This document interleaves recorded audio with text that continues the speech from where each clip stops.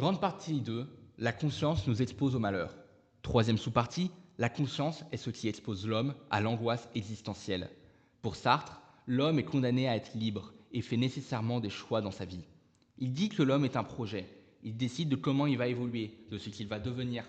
C'est pourquoi, pour l'homme, dès la naissance, l'existence précède l'essence.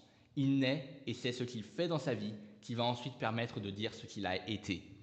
Sartre s'oppose également à la thèse du déterminisme, selon laquelle l'homme serait limité par des facteurs biologiques, sociaux ou psychologiques.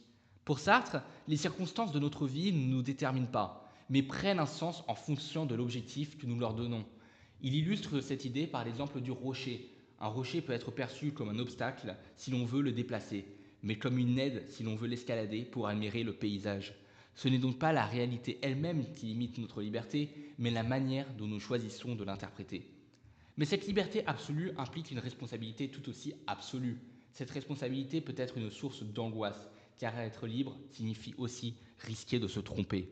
La conscience n'est donc peut-être pas la meilleure voie vers le bonheur, parce qu'elle expose l'homme à toutes les difficultés qu'il pourra rencontrer dans le monde. Cependant, on peut soutenir l'idée qu'il n'existe pas de bonheur réel sans conscience de soi.